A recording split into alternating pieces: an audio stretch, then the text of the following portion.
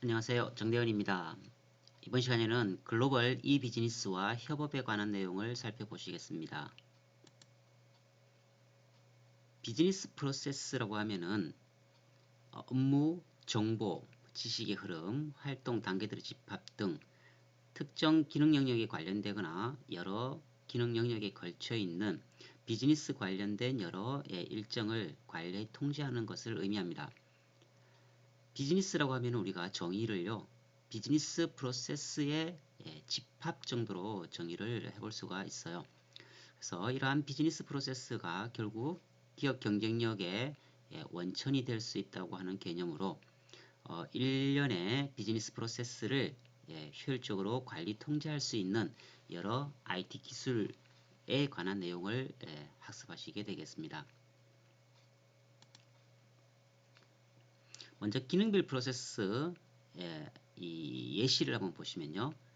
기능별 요소라고 할 수 있는 제조 및 생산, 판매 및 마케팅, 재무 및 회계, 그리고 인적 자원 관리에 이르기까지 기업 활동에 관련된 일체의 경영 활동에 관한 통제 능력을 IT가 어떻게 해서 높여 나갈 수 있는가에 관한 문제이겠죠. 그래서 제품 조립이나 고객을 파악하고 또 BS, IS 등 대차도표나 손익계산서 등 이러한 재무제표를 생성해 나가는 곳에 우리가 IT를 활용하는 것을 의미하겠죠. 물론 이제 직원 채용이나 여러 급여 등에 관한 내용들을 IT 솔루션을 통해서 우리가 적절하게 관리의 효율성을 높여 나갈 수 있겠습니다. 자, 주문 처리 프로세스를 한번 볼까요? 고객의 주문 처리는 영업, 회계, 제조 기능들 간의 긴밀한 협업이 필요한 복잡한 단계들로 구성되어 있겠죠. 그래서 영업 부서에서 주문서를 작성을 하게 되면은 회계 파트에서는요, 영업 파트의 거래처에 관한 신용 조회를 하고 신용 승인을 한 다음에 필요한 재고를 파악해서 추가 생산해야 되는 물량을 결정하게 될 겁니다. 이러한 전반적인 어떤 그 총괄 일정에 있어서 우리가 이 주문 처리 프로세스라고 하는 TPS를 이제 활용하게 됩니다. 비즈니스 프로세스에 있어서 이러한 정보 시스템의 우리가 역할을 따져볼 필요성이 있겠죠.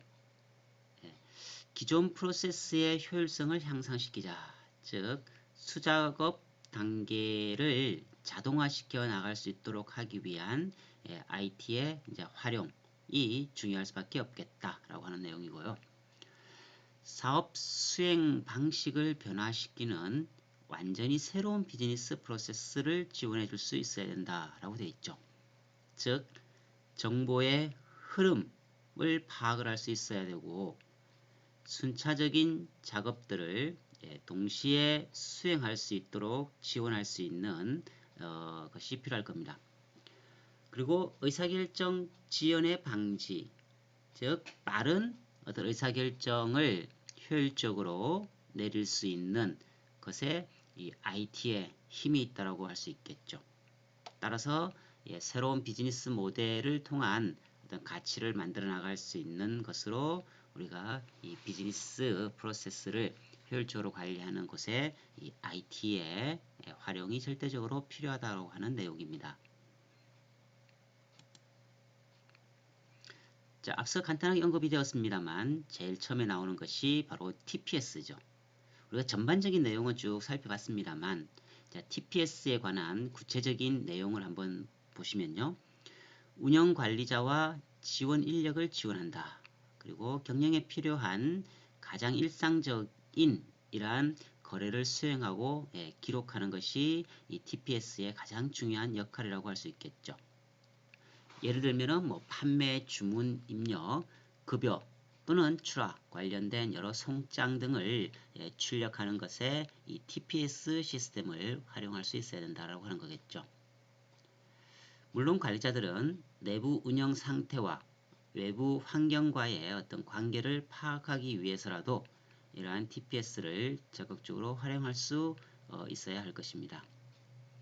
그리고 수작업보다 당연히 이러한 운영 수준을 지원할 수 있는 영역이 넓을 수밖에 없다. 그리고 이러한 TPS의 특징 중 하나가 사전에 미리 정의되어 있고 또 구조화된 목적이나 의사결정을 지원한다. 즉 송장을 통해서 어느 업체에 어느 물건이 어느 양만큼 나가는지에 관한 내용을 우리가 가장 입력시킬 수 있는 가장 기초적인 어떠한 IT의 어떤 그 내용이라고 할 수가 있겠죠. 자, 급여 시스템을 이제 예로 들어놨죠.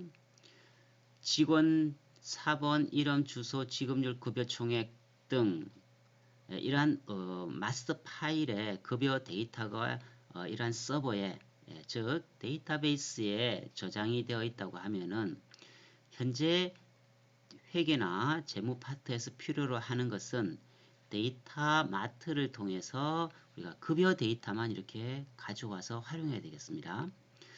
그리고 우리가 급여 시스템의 작동을 통해서 총계정 원장 또는 뭐 정부 기관의 어떤 급여 내역을 통보해주고 따라서 이 산재보험이나 이런 것을 산출하는 기초 데이터로 활용할 수 있어야 되겠죠. 다음에 실제로 직원에게 지급되는 급여 내역서 등에 관한 내용이 필요할 겁니다. 그리고 기업 관리 회계의 의미상으로 이 관리 보고서를 작성함으로써 우리 회사의 총 급여 내역에 관한 모든 내용을 이렇게 일목요연하게 정리해서 보고할 수 있는 이러한 폼을 만들 수 있어야 되고 지원해 줄 수 있어야 되는 것이죠. 그래서 우리가 이러한 그 내용을 우리가 TPS라고 해서 자료 처리 시스템의 가장 기본적인 내용이라고 할 수가 있겠습니다.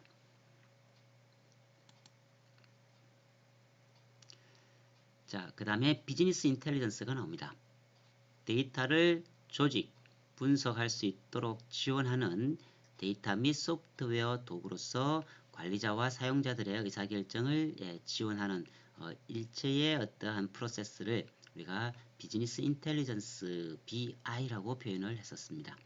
이러한 비즈니스 인텔리전스 시스템에는 MIS, DSS, ESS 등 TPS의 개념보다 조금 상위 버전이라고 할 수 있는 조금 더 의사결정을 효율적으로 내릴 수 있는데 유익한 정보를 제공해 주는 것을 비즈니스 인텔리전스의 시스템의 종류라고 할 수가 있겠습니다.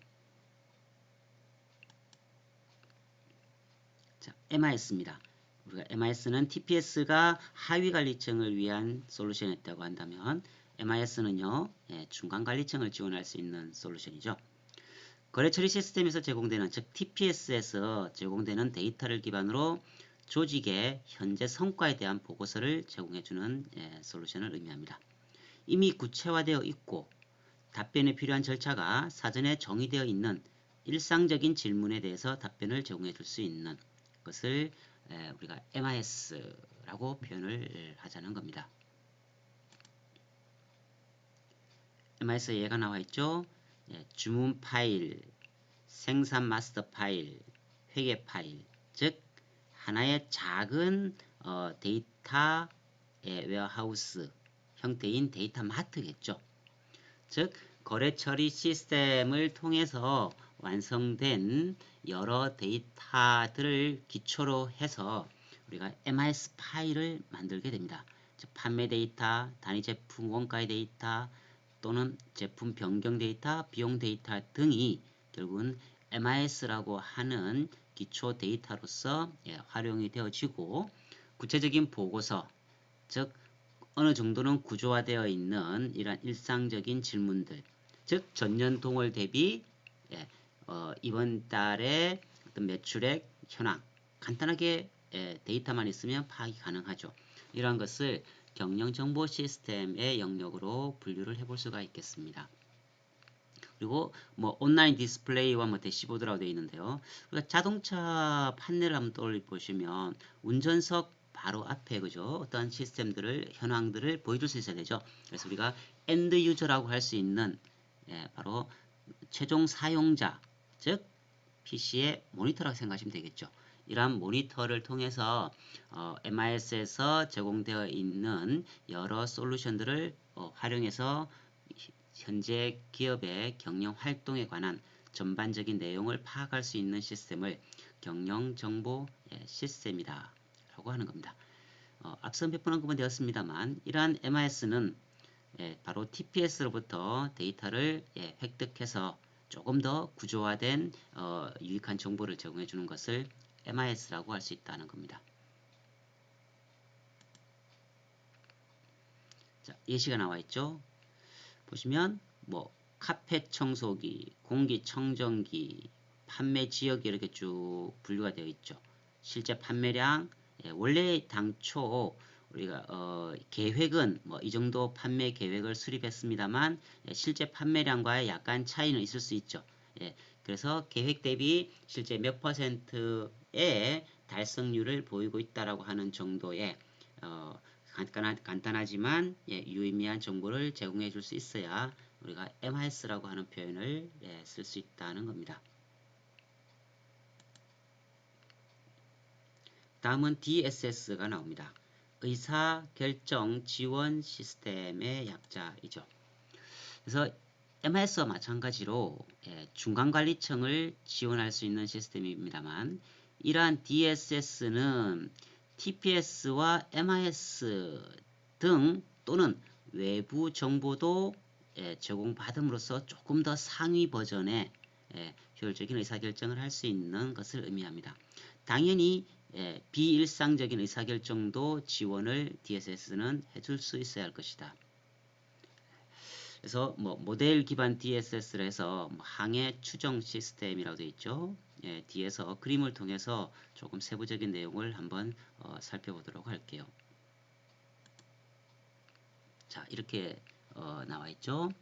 항해 추정 의사결정 지원 시스템은 우리가 쿼리, 즉 온라인으로 어떤 그 질문을 했을 때에 즉 컴퓨터로 어떤 질의를 한다는 거죠.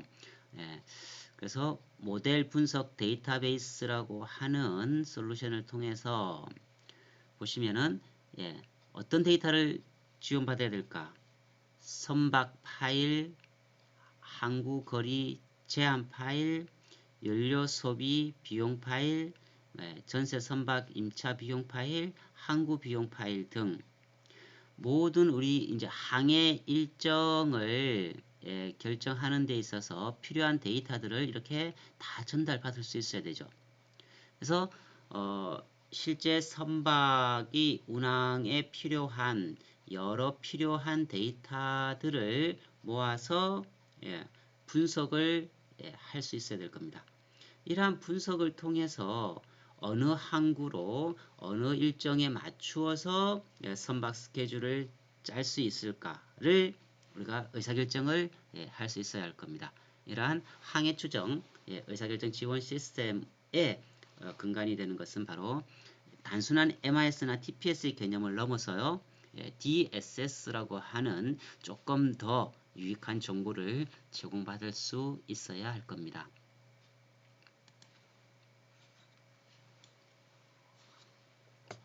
자, 다음은 중력 지원 시스템 ESS라고 했죠. 이거는 최고 이제 고위 관리층이 의사결정을 하는데 정보를 제공해 줄 수 있는 것으로서 비일상적인 의사결정, 즉 판단하고 평가하고 어떤 통찰력을 높여나갈 수 있는 이러한 정보까지도 제공해 줄 수 있어야 할 것이다 라고 하는 거죠.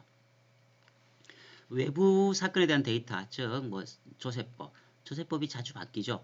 그러면 이 바뀐 조세법에 합당한 내용까지도 다 담고 있어야 할 겁니다. 뭐 예를 들어서 기업의 재무 성과를 실시간으로 보여주는 디지털 대시보드, 즉 운전자본이 얼마, 매출 채권의 현황, 매입 채무의 현황, 또 현금 흐름이 어느 정도 진행되고 있는지 또는 재고에 관련된 정보 등 모든 어떤 MIS나 DSS 또는 TPS에서 집계된 데이터들을 근간으로 최고 의사결정을 내릴 수 있는 이러한 최고 관리층에게 유익한 정보를 제공해주는 시스템은 ESS라고 표현을 하자. 자, 지금까지 언급된 TPS, MIS, DSS, ESS요. 이 모든 것들이 다 개별 프로그램은 아니에요. 예, 전체 하나의 솔루션에 있습니다만 우리가 엑셀 리본 메뉴에서 활성화되어서 지원해주는 어떤 프로그램도 있고 또 활성화되어 있지 않는 비활성화되어 있는 것들도 있죠. 그래서 접근 권한에 따라서 즉 최고관리층인지 중간관리층인지 하위관리층인지에 따라서 접근할 수 있는 이 권한을 부여함으로써 각각 활용할 수 있는 영역이 서로 다른 거예요. 그래서 이러한 모든 솔루션들이 개별적으로 분리되어 있는 시스템은 아닌 하나의 솔루션이다. 즉, 뭐 ERP나 또는 SCM 등과 같은 큰 하나의 솔루션 안에 이러한 것들이 각각 기능을 다 갖추고 있다라고 하는 겁니다. 자, 다음은 전사적 애플리케이션이라고 하는 용어가 나옵니다. 기업을 연계하는 시스템이다. 여러 기능들을 지원한다. 기업 전반의 비즈니스 프로세스를 실행한다. 모든 수준의 관리층을 포함한다. 그리고 이러한 전사적 애플리케이션이라고 하는 용어, 즉 BI와 비슷하다고 보시면 돼요. 다만 용어상 우리가 이렇게 조금 분류를 할 수 있다고 하는 거예요. 비즈니스 인텔리전스는 어떤 분석의 단계를 넘어서 판단을 할 수 있는 이러한 분석 능력까지도 갖춘 것을 BI라고 표현을 했었고요. 또 전사적 애플리케이션이라고 포함할 때는 기존에 있었던 어떤 공급 사슬 관리 시스템, 즉 SCM이죠. 고객관계 관리 시스템, CRM, 지식관리 시스템, KMS 등과 같은 이러한 프로그램 등을 우리가 BI와 비슷한 전사적 애플리케이션이라고 분류를 조금 해서 비슷한 용어로 쓰고 있다고 하는 것을 인식하시기 바랍니다. 자, 이렇게 좀 분류가 좀 되어 있죠. 전사적 애플리케이션은 여러 영역 기능, 즉 판매, 제조, 재무, 인적 자원과 같이 각 기능별 요소들의 내용을 다 이렇게 아우르고 있어야 되면서 또 조직 수준에 걸쳐서 있고 조직 외부로부터도 확장될 수 있는 프로세스들을 자동화한다. 기업 외부 어떤 그 정보, 즉 현재의 그 유가 시세가 어떻게 되어 있고 또 뭐 주식 시세가 어떻게 되어 있다라고 하는 것 등에 관련된 외부 정보까지도 다 이렇게 수렴을 해서 최종적인 의사결정을 할 수 있도록 하기 위한 정보를 획득하는 시스템을 전사적 애플리케이션이라고 하는 이러한 표현을 쓰자라고 하는 겁니다. 자, 전사적 애플리케이션의 개념과 동일합니다만 전사적 시스템이라고 해서 우리가 조금 분류를 합니다. 그렇지만 이제 여러분들이 약간의 그 혼란의 소지가 있기 때문에 전사적 시스템이라는 표현도 있을 수 있다. 근데 우리는요, 이 내용 자체의 엄격한 분류가 중요한 것은 아니고요. 이러한 용어의 다양한 용어들을 쓸 수 있다라고 하는 정도만 인식을 하시고 넘어가도록 하겠습니다. 자, 세부적인 내용으로 이제 SCM이 먼저 나오죠. 공급 사슬 관리 시스템입니다. ERP가 기업 내부 자원 관리의 효율성을 극대화시키는 솔루션이라고 한다면 공급 사슬 관리 시스템은 공급업체와의 관계 관리를 유지한다 되어 있습니다. 그래서 우리 기업의 ERP 시스템에 외부 협력업체 즉 인가받은 외부 협력업체가 접속할 수 있어야 돼요. 예를 들면 이제 마트 같은 경우 떠올려 보세요. 수많은 제품의 종류가 있죠. 다음에 한번 언급을 하겠습니다만 VMI 시스템이라고 해서 실제 그 마트의 모든 어떤 공급 솔루션이 마트에서 일일이 전화해서 몇 개 납품해 주세요라고 할 수 있는 시스템은 절대 아니에요. 외부 협력업체가 우리 기업에서 납품한 제품이 몇 개 현재 재고가 남아 있는지를 실시간으로 파악할 수 있어야 돼요. 즉 공급 사슬 관리 시스템을 통해서 인가받은 외부 협력업체는 우리 기업의 ERP 시스템에 접속을 할 수 있어야 된다고 하는 거죠. 즉 정보 공유에 포커스가 맞춰져 있다고 하는 겁니다. 그래서 주문, 생산, 재고, 수준, 제품 및 서비스의 배송 관련된 일체의 내용을 실시간으로 파악할 수 있어야 되는, 즉 목적은요, 최소의 비용과 시간으로 공급업체로부터 소비자에까지 적정량의 제품을 공급할 수 있는 이런 시스템이어야 된다. 자, 고객관계관리 시스템은요, SCM이라고 하면은 협력업체와의 유지관리를 위한 시스템이었죠. 포커스가 어디에 맞춰져 있느냐의 문제입니다. 고객관계관리 시스템은 고객의 포커스가 맞춰진 거예요. SCM은요, 외부 협력업체와의 정보 공유에 포커스가 맞춰졌죠. 따라서 CRM은 판매, 마케팅, 고객 서비스 등 고객의 어떤 정보를 어떻게 최적화시켜 나갈 수 있을까를 고민해서 만들어진 프로그램이 CRM입니다. 지식관리 시스템은요, 지식의 획득, 창출, 저장, 배포, 적용, 통합 등을 위한 솔루션이다 되어 있죠. 그래서 우리가 데이터, 정보 등을 분류할 때요, 데이터가 모여서 정보가 되고, 정보가 모여서 지식이 되고, 지식이 모여서 지혜가 된다고 했죠. 이렇게 우리가 이 지식의 포커스를 맞춰서 어떤 유익한 정보를 만들어가는 시스템을 KMS 또는 KM 정도로 해서 지식관리 시스템이라고 표현을 할 수 있겠다라고 하는 겁니다. 자, 정보 시스템에 이렇게 종류에 있어서 우리가 인트라넷과 엑스트라넷이라고 하는 용어만 익히고 수업을 마치도록 할게요. 인트라넷은요, 종업원만 접근할 수 있는 기업 내부 웹사이트, 즉 ERP 떠올리시면 되겠죠. 엑스트라넷은요, SCM 떠올리시면 됩니다.